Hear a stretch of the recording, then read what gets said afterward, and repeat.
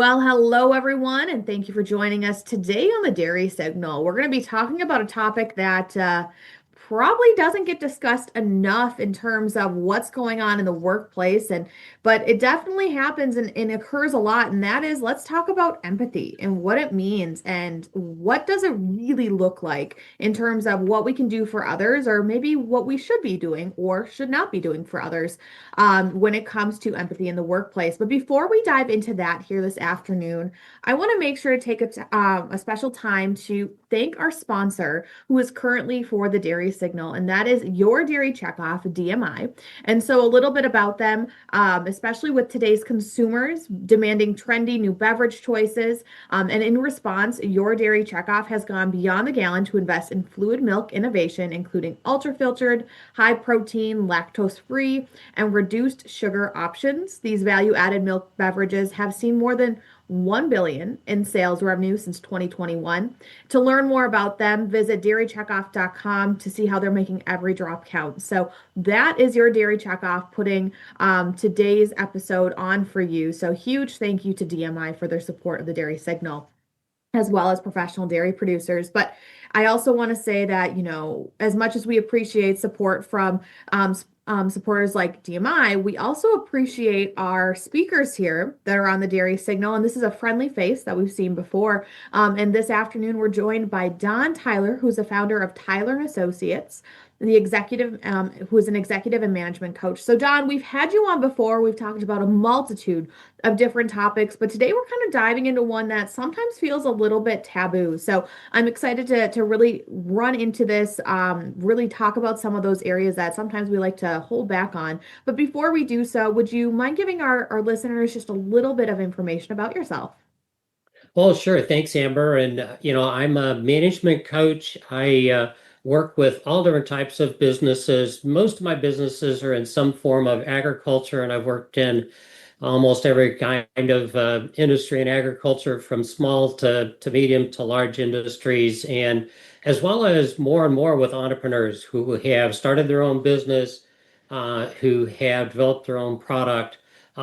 All of which, from the ag side and the entrepreneurial industrial side, most of which are family businesses. Probably over 80% are small to medium family businesses. And so I've been doing this about 30 years. I work all over the country. And the topic we're going to talk about today, just this empathy and helping employees with personal issues, is a very, very common question that I get, and very common coaching that I provide.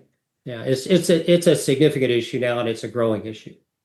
Well, Don, I appreciate you coming in, especially to talk on this topic, because, like you mentioned, it's one that, is growing in people's concern and wanting to make sure that others are doing well. But also, you've been with and experienced a lot of different family businesses of all different shapes, sizes, varieties, and types. So having your expertise here today will be really insightful as we move forward. So I want to remind those who are listening that if they want to ask their questions during today's episode, feel free to do so. It's in a little bit different spot than you're probably used to, and that is on the bottom right-hand corner of your video screen. There's three little dots that you can click on, and from there you can ask your question. It does ask for a name. If you don't want to put one, that's a-okay. Just put anonymous or question mark or something in there so it can get through. But other than that, we are here to answer your questions this afternoon. So without further ado, we're going to dive into today's topic. And Don, I have to say, when we're thinking about empathy in the workplace, as I mentioned, it's a little bit difficult. Some people are really in tune with it. Some people also recognize that it's not something they're super comfortable with. But why do you think empathy in the workplace is more important now than it ever has been? Well, I think that the number one reason is that we're working with a wider range of people from a wider range, maybe, of cultures and backgrounds. And we combine that with, quite frankly, there is it seems as though people are having more trouble dealing with even the most basic issues of relationships and family challenges and all. And I don't want to go into all the reasons for that, but one of the big reasons is that they can get advice anywhere and everywhere. and the advice they're getting is very confusing. If they're going on social media or if they're asking AI for advice on personal problems, they're getting very confused.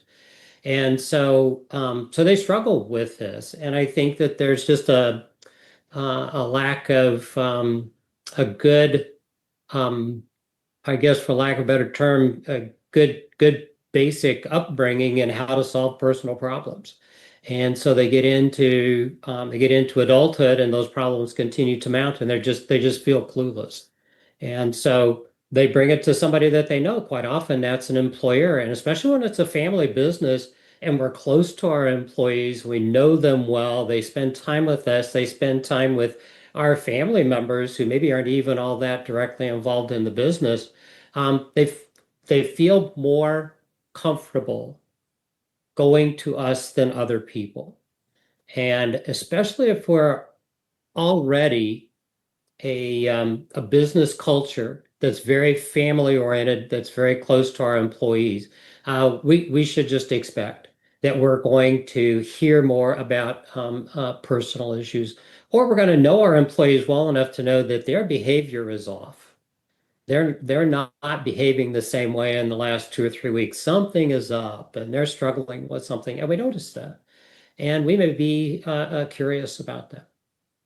So Don, I think you bring up a few interesting points here in the beginning, and I know that, as it's become more a business, sometimes people are like, well, you got to leave your emotions at the door. And that's definitely not the case, I would say, in agriculture. As you mentioned, there's a lot of businesses where you're close with people and you're working with these folks 8+ hours a day. And oftentimes you see them more than you do your family. And I know, at least for my generation growing up, a lot of the phrases that, you would hear is you talk about it. It doesn't hurt to talk about it. So maybe that's where some of it's coming from, especially in different generations, is it's becoming more normalized to talk about it.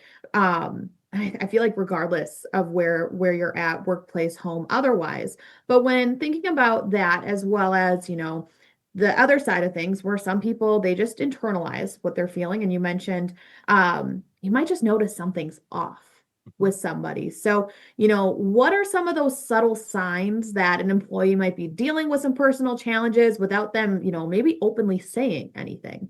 Yeah, yeah.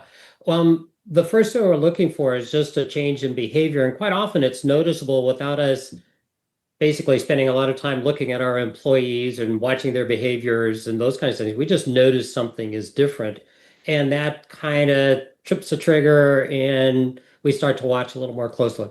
We may find a talkative employee is all of a sudden not very talkative. We may find an employee who's always been very engaged in their work and with their coworkers starting to be maybe standoffish, maybe seem to be distracted, maybe struggling to get their regular amount of work done. We may even see things that are more obvious, like they're not getting the reports in on time, or they're not filling things out as accurately as they used to. They're making minor mistakes with math or with data entries, or we see them to be again distracted. May even see things like tardiness that maybe we've not seen before. And so we're noticing just a fairly noticeable change in behavior. And I always tell livestock people, this is no different than watching your livestock to see that something's up. They're not eating as well. They just don't seem to be moving around as well. They seem to be a little soft on their feet. These kinds of things, we're hearing a lot more activity out in the pens when normally they would be very comfortable. It's the exact same skill set, frankly. So I think that for livestock people, I think we should be able to notice these things. Is just take that same skill set that you use to notice in our animals that something's up, something's different, apply that exact same skill to our people. And the better we know our people, the easier it is to notice these things. Just like the better we know our cows, the better we know our animals, the easier it is to spot those differences. It's the same way with people. That's a really good analogy, or way to put it. And especially if you're somebody who's more in tune to those skill sets to start with, it might be a little bit easier. But when I'm thinking about this, you mentioned there are sometimes it's areas or certain aspects or tendencies to that they do that are changing a little bit, but sometimes it's performance based as well, at least from some what it was sounding like. Do those off, well, I guess let's take it back a step. Does performance based always mean there's something going on at home? And or kind of going off of that, is that one of the stronger indicators that something's going on, or does that not always prove to be the case?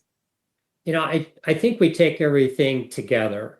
If we're seeing several of those types of changes in behavior as well as production issues, then I think that we should be looking for an opportunity to just ask them how they're doing, how are things going at home? Are you struggling with anything? Is there anything we can help you with? I think those are legitimate questions. If we have developed any kind of a relationship with our employees, those are not inappropriate questions.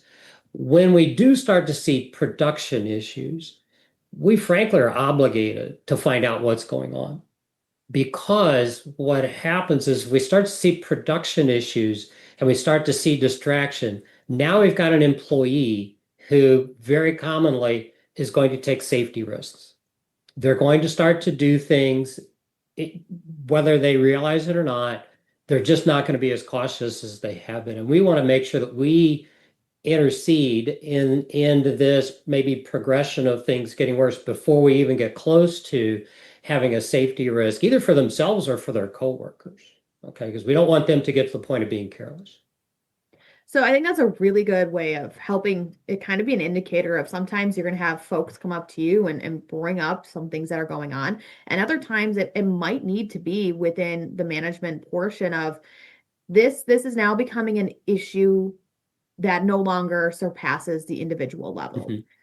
So with that being said, say you're in the situation and you need to have a discussion. Now you're in the discussion portion and you're thinking, how do I distinguish between what is normal stress versus something that requires attention or maybe a little bit more of a digging into when having some of these discussions? Because they're not fun to start with, never are, but Yeah. it's something that's got to be done. Yeah, probably some of the most common coaching I do with managers and owners is how do I start this conversation? They know there's a problem. They've seen it and they're sure, and even coworkers have said this person is dealing with something, or they've made some comments. But as a manager, as a supervisor with this person, we naturally are very cautious about crossing a boundary or saying something inappropriate or putting them on the defensive or something like that. And so we need to understand that, we start with questions and basic questions. And understand too that maybe the first time you ask that question of, hey, I'm just kind of curious, how are you doing? How's things going? And timing is very important. We don't want to ask them when they're super busy and we're passing in an aisleway or something like that. We don't pick the time, they pick the time that, hey, there's a few minutes. We just happen to be together. Or I know when they're going to be idle for a little bit, or they're just out checking cattle or something like that, that they've got some time. We just meet up with them. I'm just kind of curious how you're doing. Things seem to, I just kind of noticed that I noticed this and this and this. I just kind of, curious. I understand that maybe the first time we broach that, we may say, oh, everything's fine. Now's when we have to take that next step and say, well, when you say everything is fine, help me understand that. Okay.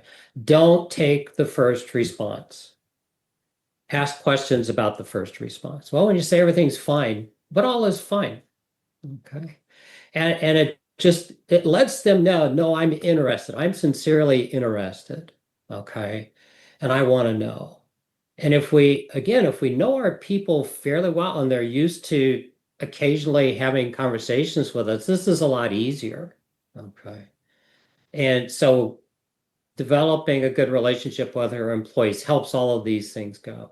So yeah, so we do that. We ask some questions, and we let them know, I've noticed this. I've noticed that, you're an employee that's always here on time all the time. And in the last 2 weeks, you've been 20 minutes late three times. Help me understand what's going on with that. So we're going to ask a specific question about a specific behavior. Or maybe we saw them be short with a coworker when that's not their normal behavior. And we're not sitting them down to do a disciplinary process. We're and say, hey, knock that off. We're saying, hey, what's going on? Help me understand this. Okay. So we want to make them comfortable. We don't want to ever put them on the defensive. We don't want them to feel like they're in trouble. We want to help them open up. So we start with some basic questions, and then as we get more information, we continue to ask questions. As managers and owners, we are natural problem solvers, and we like to solve problems right away. These are not problems that you solve right away. We go a long time before we offer any advice. We make sure, help me understand this, who all's involved in this, how's your family doing with this?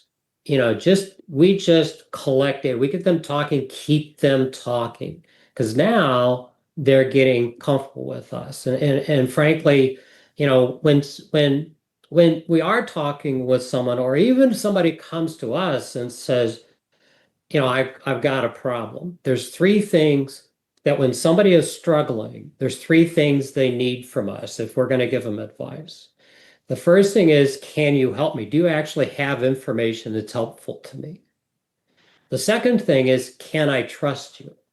If I share information with you, is it going to remain confidential? Extremely important. They may not even ask you, and they may not want to talk to you if they feel like they can't trust you. Okay. Because this is enough of an issue that they want to talk to you about, they want to get some advice.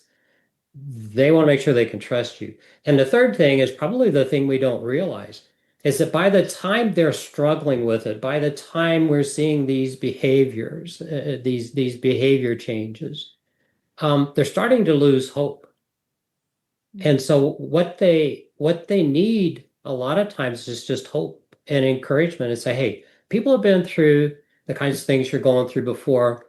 We can work through this. It's going to be okay. That is great relief to people because they kind of start this downward spiral and things are getting out of control. And whether it's a financial issue or a relationship issue or some other kinds of even a health issue, or they're just not seeing any kind of resolution, they start to lose hope. And if we can do that for them, they'll definitely open up to so that we can get the information that we can use to maybe help them, maybe not, but at least we're getting accurate information. So Don, I think that's really insightful. And before we dive more into that, I do want to take a step back and talk about, so those are the folks who maybe are a little bit harder to crack open. It takes a little bit more time. And there's, pieces of the puzzle that have to be put together before they share. And, sometimes it's part of those three areas you just talked about between the hope, the trust, as well as how can they potentially help me. But let's take a second to talk about, those folks who are at work who tend to share more. How do you, I guess there's a couple different questions in this one for this folk or this person, I guess. How do you differentiate if it's just, somebody who likes to share a lot of information versus maybe this is something I need to take more seriously, as well as how much does work culture play a role in it versus personality of a person? So I guess there's a few different areas there if you want to dive into. Yeah, and you're touching on a really important element of this. We've so I'll talk about it from different perspectives. We all know who the drama queen is or the drama king, in our operation. They tell you everything and all of their problems and everything, and it's really hard to determine, is this a big deal or not? Okay. And I think that that's really the question, is if they're going kind of on, and especially if their coworkers are going to come to me as the manager and say, we need help with this person. They're a distraction to everybody else. That's going sitting down and say, so how big of a deal is this? You continue to bring this up. I hear this over and over again. How big of a deal is this? Okay. And then we're working really hard to get them to work on that if they're continuing to bring it up, because it's just a distraction to everyone else. So we know those individuals. We got some people who are just emotive, okay? when kind of their life is driven maybe inappropriately at a level of their emotions, and so they're going to express everything. And if they're feeling happy, they're going to be great to work with. But if they're feeling sad or disappointed in something, they're going to be miserable to work with. And so we just again, we're going back to, this is the normal behavior for this individual. And what we're looking for is this a distraction to their coworkers, or is it a production issue? I got a friend who's a school teacher for years and years and years, decades actually, had a painting crew. They painted houses during the summer. He said he always handpicked them from the students, that he knew had a good work ethic, good background, knew how to work. He said, every once in a while I get one that was really talkative. He says, I didn't care if they talked so long as their arm was going up and down and there was paint going on the house. They can talk all they want. But if they talk and their arm quits moving, we got a problem. And I need to talk to them about that. So it comes down to productivity. Is it really affecting productivity? So we want to be aware of that, and so we're just trying to, again, to strike this balance and note. So when do we step in? And frankly, it comes down to, are they a distraction to other employees, or is it hurting productivity?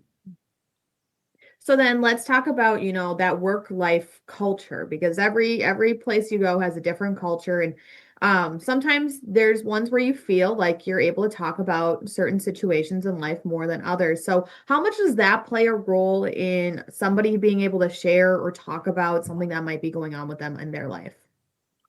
Yeah, it's interesting. All the different hundreds of different cultures, business cultures that I've worked with, there's some that people just, I mean, they talk about what's going on in their family. They know each other. They've been neighbors their whole life. Um, you couldn't hide anything from them if you wanted to, and because, it's a small town, everybody knows everybody, and they just talk about it, and it's never a work distraction. They're used to it. It's going on.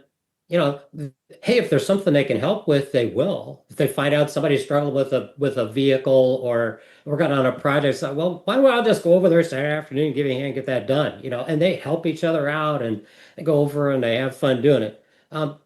That's so, to me, that's just awesome to be able to even experience that kind of a workplace culture, that everybody's kind of in everything together, and they help each other out. And even their kids know each other and their spouses know each other, and they do think, what a great culture.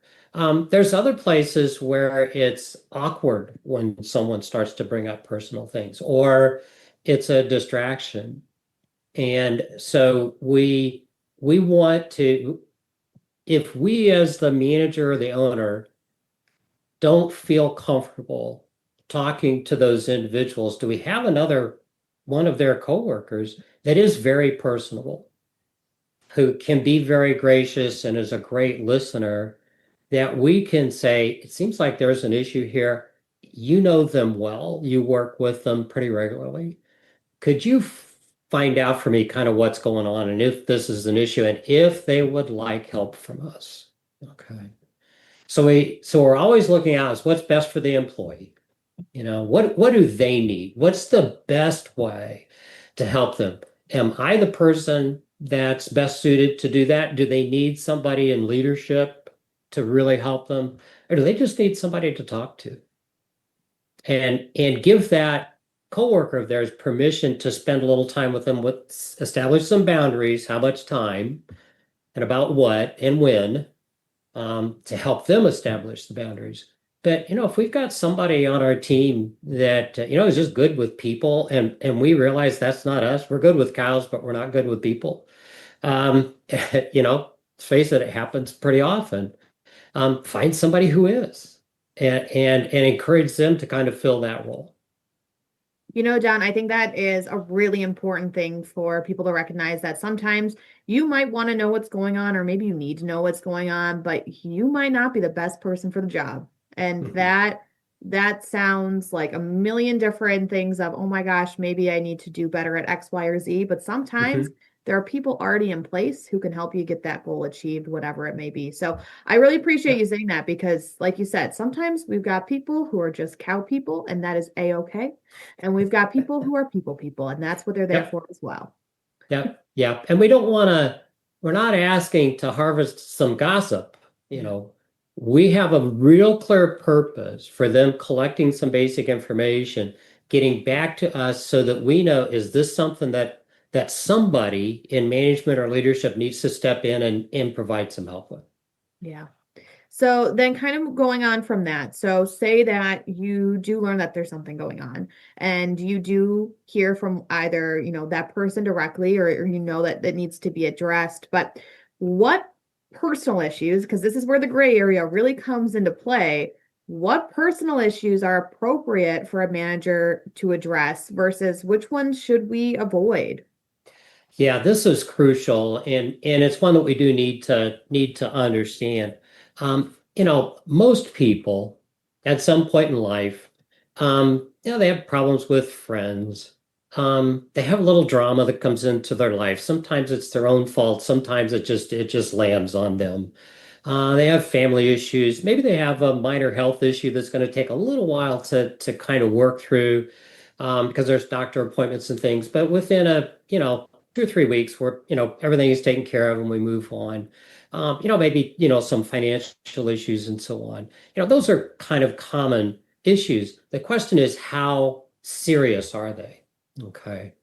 It's one thing to have a minor health issue. It's another thing to have a child, or an elderly parent or somebody who's got to get cancer treatments. And we're the person that has to help navigate all of that and schedule those things and be involved in those visits. That's a pretty crucial thing, in that situation. People have relationship problems, but when they start to talk about divorce, when they start to talk about real serious marital problems, that's a whole different issue. We can help a little bit with relationship issues, or maybe they're having trouble with one of their kids or something like that. If we've been through that, we might be able to offer some basic advice from our own personal experience. If we've got someone that's had a death in the family, especially if it was a sudden death or an accidental death or something like that, there's a lot of trauma there. We can probably come alongside them shoulder to shoulder and help them any way that we can. But we want to be listening for, do they really need some help? And in that situation, do they need some grief counsel, to just kind of help them and the family go through this? Addictions.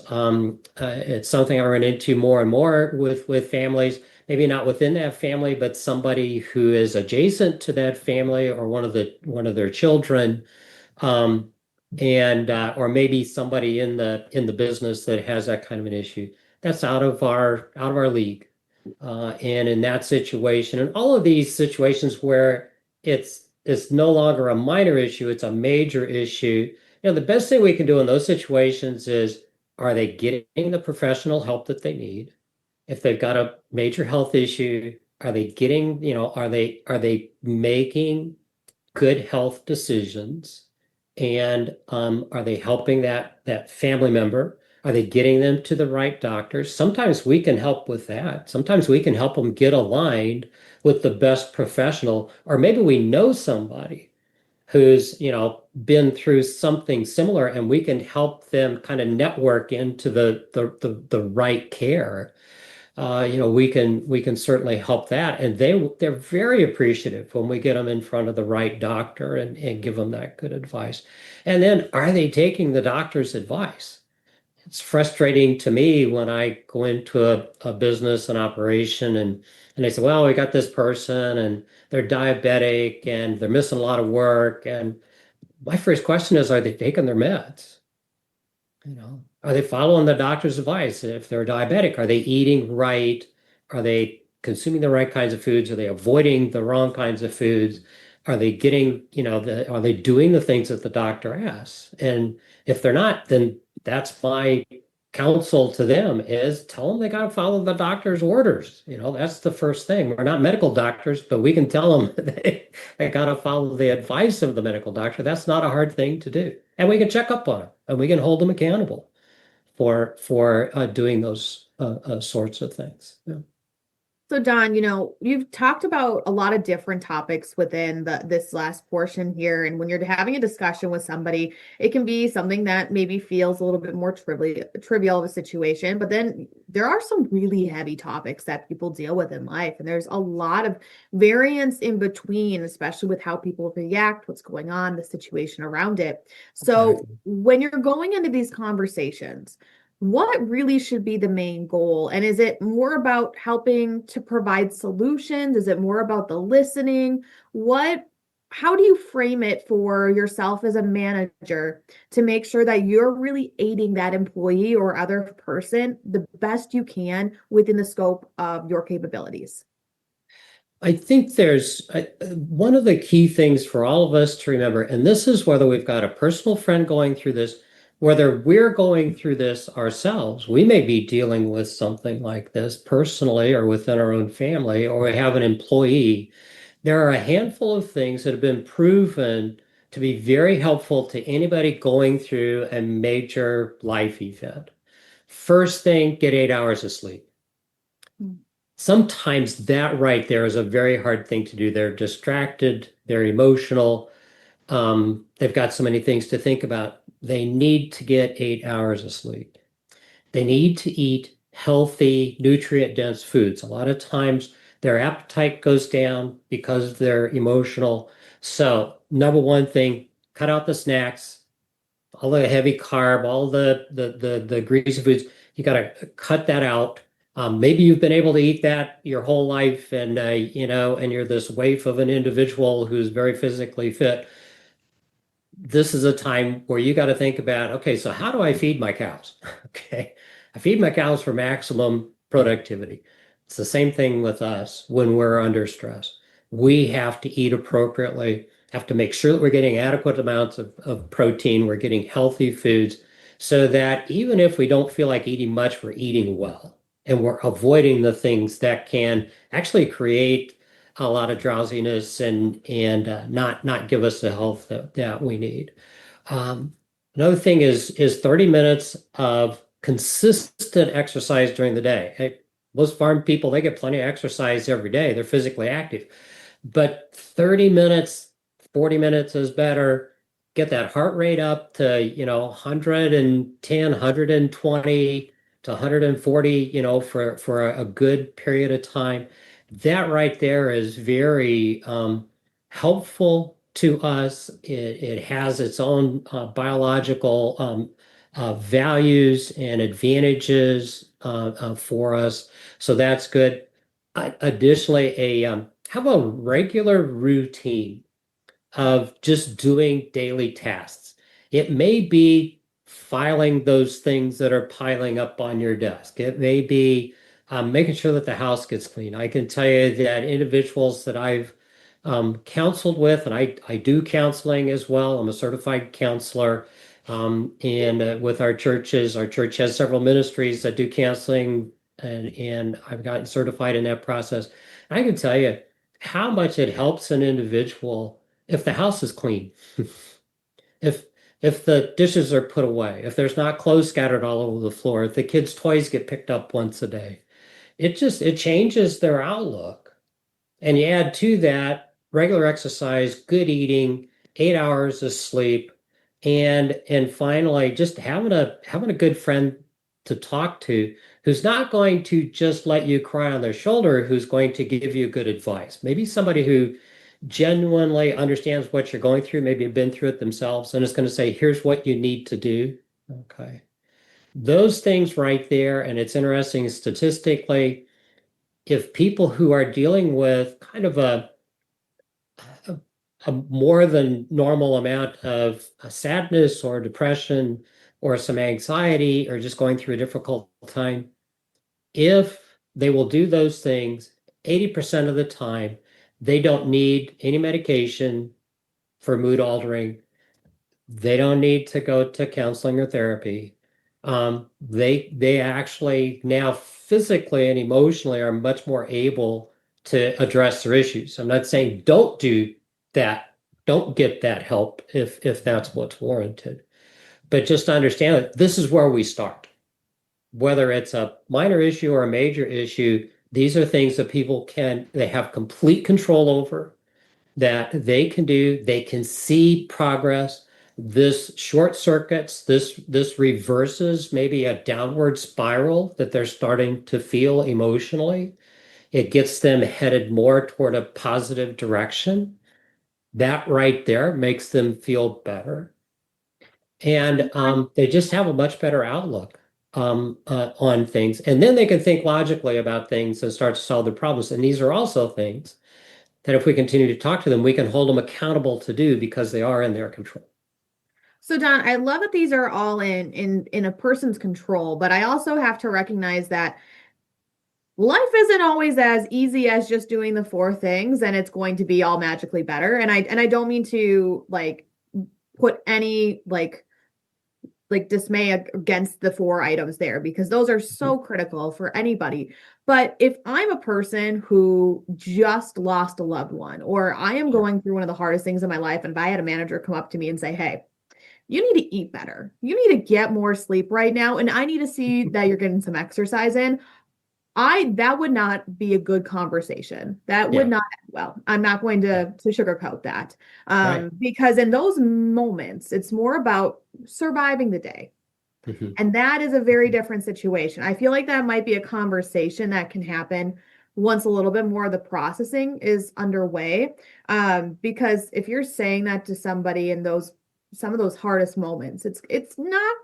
I have not met a person that that's going to end well with. And Well, I know they're yeah. so helpful, but if you're having those discussions, I just want to see where in that time frame it's would you have that sort of discussion about helping themselves or maybe doing one Yeah. thing or maybe trying to do it something, and it's not going to be a hey, this is your to-do list 1 2 3 4. I have a like presumption about, but where in Mhm. that cycle would you have that conversation? Because if that was the first conversation you had with me about it, Don, like I said, the day would end very differently.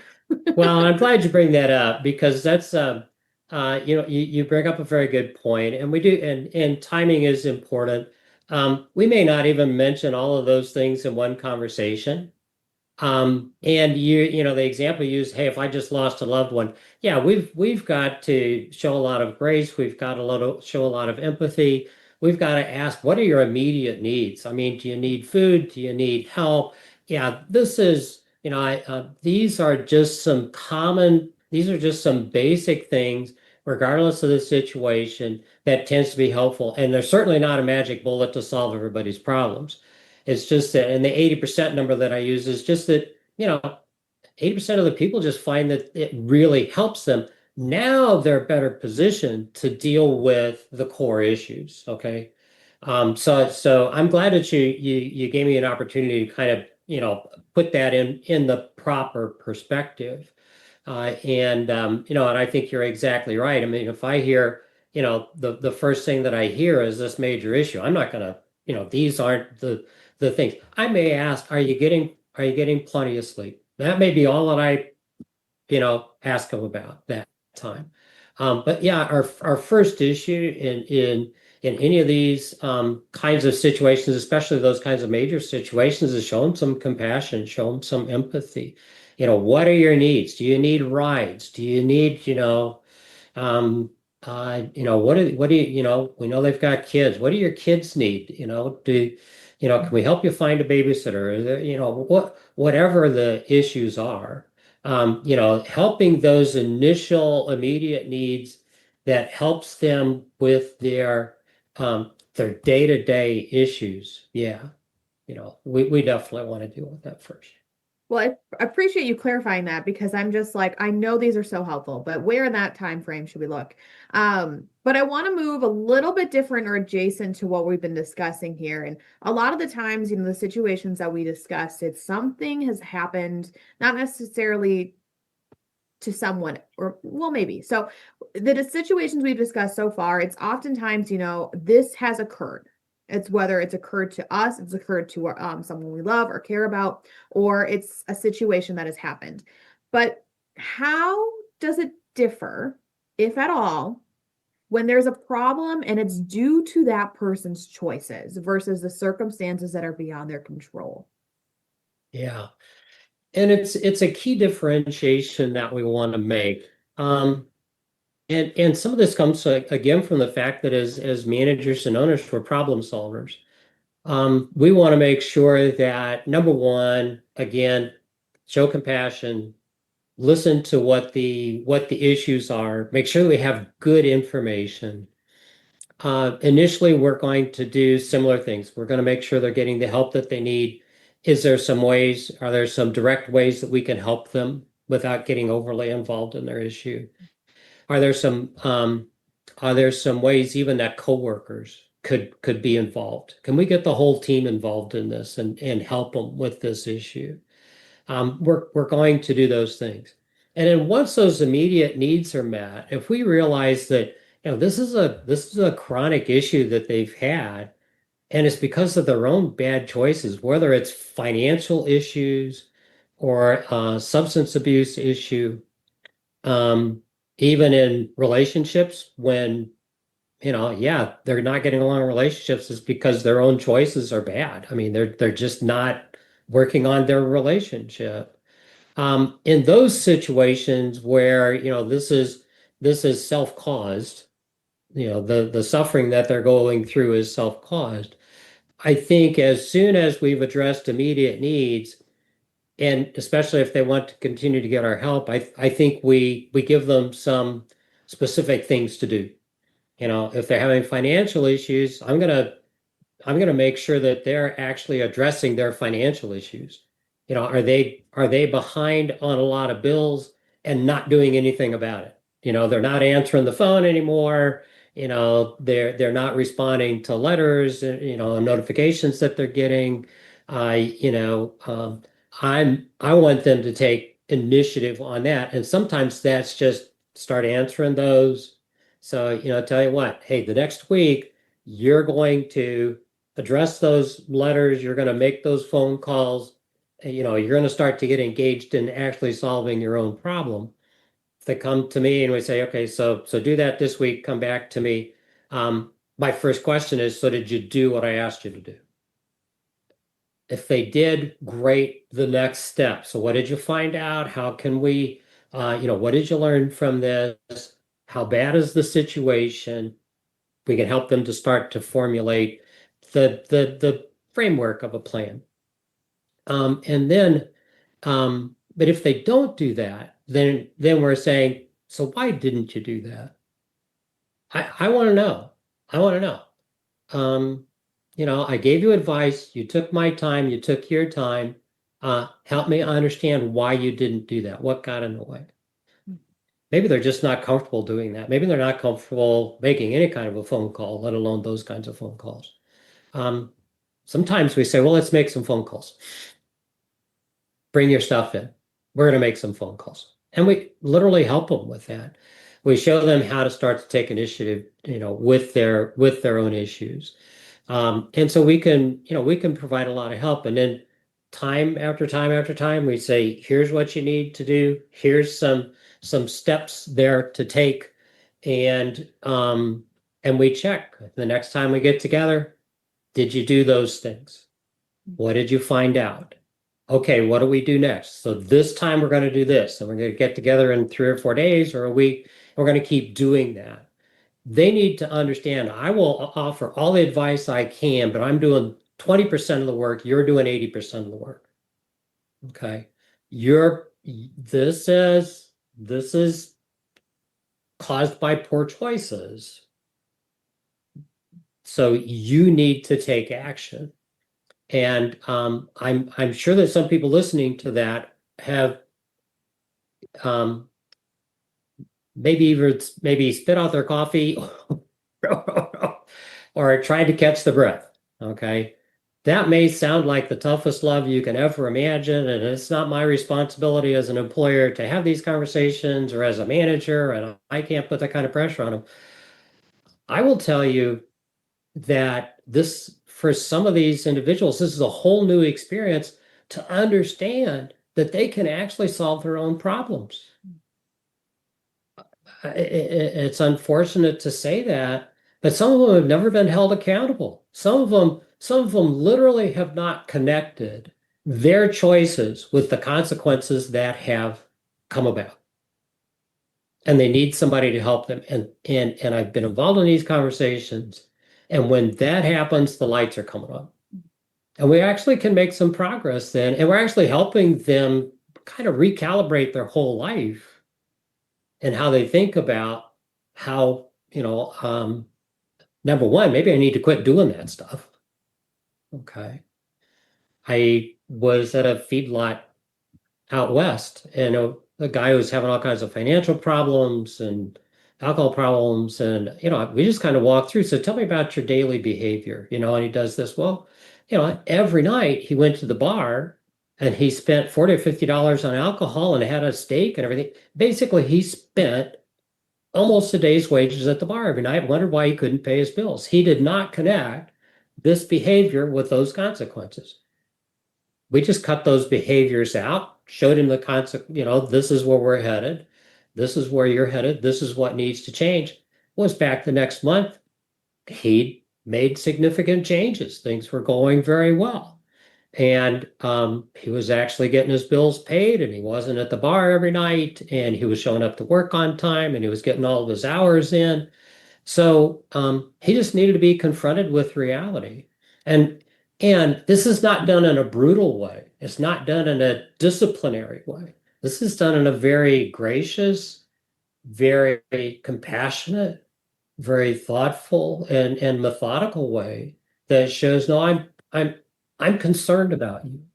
Okay. I care about you.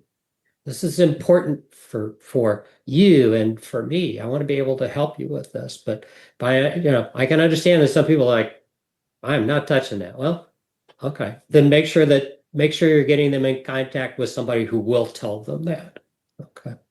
So, John, I have a lot of thoughts and just comments and questions here on this portion because this approach is that you're mentioning here is a very non-judgmental, and it's very much an investing in your employee type of approach. And it's beautiful to hear and see that people are doing this and making sure that those who need help, whether it's by their own choices, or specifically, I should say in this case, this discussion, when it is by their own choices, that they're getting assistance or potential assistance from, their place of work. But as you mentioned at the end, sometimes that's just not something that, a manager or a boss wants to undertake. So what does that look like, or how do you go about it if that's, maybe a bigger problem than you thought you were getting into when you asked the question? Mhm. Yeah. One of the things that's helpful is, and I work with a lot of companies to find these is to make a list, and it's a company list of resources in your community, Hmm. whether it's financial resources, counseling resources, marriage counseling, child disciplinary issues. And they just have a list, and it may include 30 or 40 different individuals. It may be, specialized doctors. It may be, counselors, again, so on. Some services that may have a cost to them, some that are free. And it's a community resource list, which makes it so much easier to have those conversations because now we already have in our hand a solution. We have a starting point. And when we have that list, we're much more comfortable with having the conversations because all we're doing is we're doing a little diagnostic work, finding out which kind of a problem do you have? Is it a financial problem? Is it a personal problem? A medical issue? And we're pulling out the list and saying, to help me understand this. And we're literally in that initial conversation, picking up the phone, dialing the number for them and handing them the phone and saying, please describe your situation to this person. And we've done them a great service. And frankly, I've talked to many, many employees over the years who say that was the best thing anybody ever done for them in their life. I'm never leaving here. Okay. It creates a tremendous amount of influence and a tremendous amount of loyalty for us to provide that kind of a service, especially if it's a really significant issue. So, Don, I think that's a really good way to help somebody if you're not that person. Going back to that idea of this isn't my scope. I cannot, for whatever the situation may be that person for them. But I have three more questions I want to get to you today, Sure. and two of them are heavy hitters. So I'm going to ask that Okay. we kind of try and keep them a little bit concise as much as we can. But just want to give you a time frame and scope of where we're at because Sure. the next one here is, from all these discussions, how do you support, these coworkers or these employees without overstepping boundaries? Because where's the line between helpful versus intrusive? Mhm. Yeah. So I think anytime that we're helping an employee, we want to kind of do a check on ourselves and ask ourselves, is this the same thing I do for any other employee under the same circumstances? That right there kind of imposes on us creates some self-imposed barriers as far as how far we'll go. Okay. Um, we want to measure, are they taking our advice? Are we actually being helpful? Because we don't want to feel like we're providing all kinds of advice and maybe they're just not even interested. And it's not that they're not taking it. They're just not interested in solving the problem yet. Okay. We want to make sure that we aren't overstepping normal bounds of that employer-employee relationship. Okay. A key thing here is no two different genders in a room privately talking about any kind of personal issue. Okay. This is done somehow publicly or with someone of that, I would never provide some counselors, some coaching on a personal issue with an employee in an office, just myself and a gal. Okay. If it got personal, I would either make sure the door is open, make sure that the employer, knows we're having this conversation, make sure that it's, maybe people can see us, talking through the glass door or something like that, or even have a coworker or somebody else sitting in on that conversation. I think it's important to draw those kinds of boundaries that are just logical kinds of boundaries. I think that helps kind of frame it up. And appreciate you saying that if you wouldn't do it for another coworker, that's kind of an easy way to figure out what those boundaries are. But then going on to, we've had a lot of discussion. There's, some of those really not easy, but those more practical advice pieces that we mentioned earlier, the sleeping, what are you eating? Are you getting in your exercise? Those sort of things, as well as to the very much more intensive side of, I'm going to help you get this done. But in the general consistency of if I'm just another coworker and I see somebody else struggling, or if I'm a manager and I just want to offer that support, what are some consistent actual like an actionable advice that you can provide for somebody struggling that kind of is that universal idea of I'm here for you. You don't have to tell me everything that's going on, but I'm Mhm. just here for you. Yeah, I think we take advantage of those opportunities that maybe there's some idle time, they're not under a lot of time pressure or something like that, and we just check in on them. And I think there's a few questions we can ask, pretty regularly. So, you mentioned before you were struggling with this. So I'm just kind of curious, how's that going? And you said you were kind of at this point. Has that progressed anymore? And then finally, is there any way I can help? And we just regularly are offering our assistance. And so we're asking them, how can I be helpful? And if they say, no, no, no, I'm fine. No, seriously, I really do want to help. Give me something I can do. In these kinds of situations, we never want to accept the first answer. We we come right back and say, I appreciate that. I know you're an independent person. I know you like to solve your own problems, but I understand. You know, I sincerely want to help, or I want to help you find somebody to help. How can we do this? And usually they'll provide something, that it's like, great, I can do that. It's done. you know, and that may be just enough to help them get you more engaged with that. But also understanding that, if they don't want our help and they're not going to share information, then we just say, well, sounds like you got that under control. Anything comes up, let me know. And a coworker, whether you're the employer, manager, a coworker, it's all the same. You're offering the exact same thing. I have seen cases. In fact, a good friend of mine who works with a big international company, his department had one of their coworkers who didn't tell anybody. He just, they just noticed he was kind of the same symptoms. Found out he had a son that was getting cancer treatment. He was leaving every Friday at 5 o'clock to drive 4 hours away. He and his son were gone all weekend for week after week after week. Showing back up, was a little late on Monday morning and tired. And finally, they got him to say what was going on.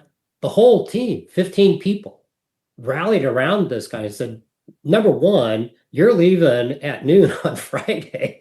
I'm covering for you. You can have some of my PTO. You don't have to come in until Monday.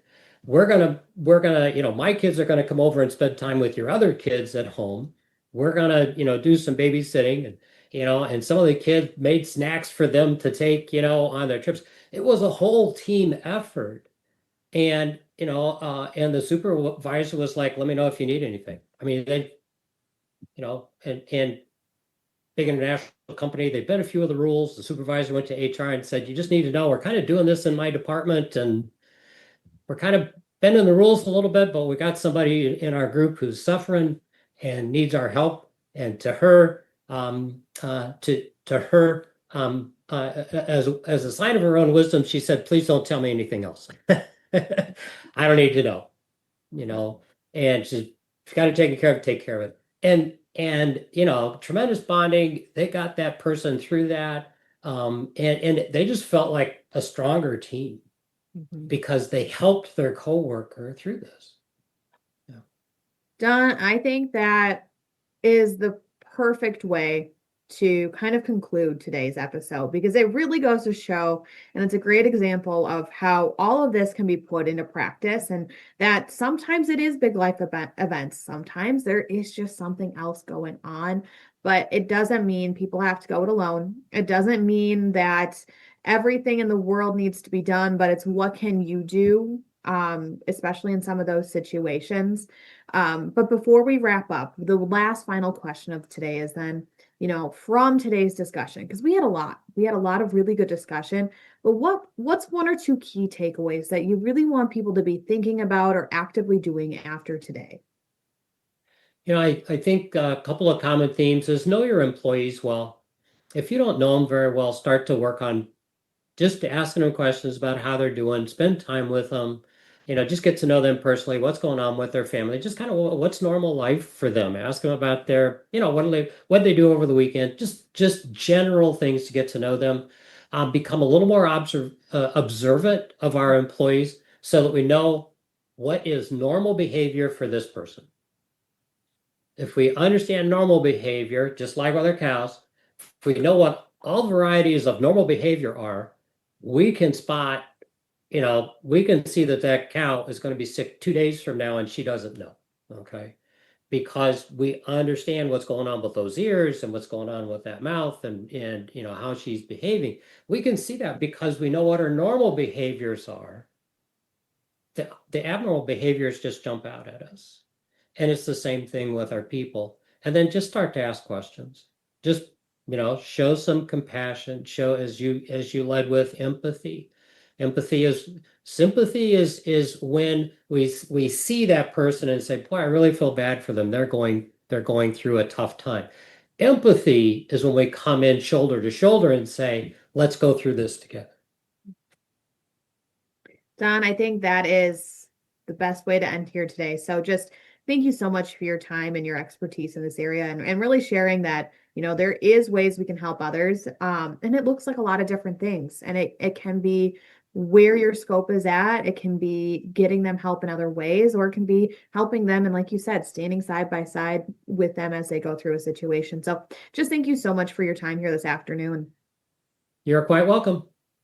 I also have to say thank you once again to DMI, Your Dairy Checkoff, for their current sponsorship of the Dairy Signal. Huge shout out to them. And if you're ever wondering what's going on in the world of professional dairy producers, including things like our Your Farm, Your Footprint sustainability initiative, you can head over to our website to learn more about them. But for now, thank you for joining us here on the Dairy Signal. We'll see you on Thursday. Bye now.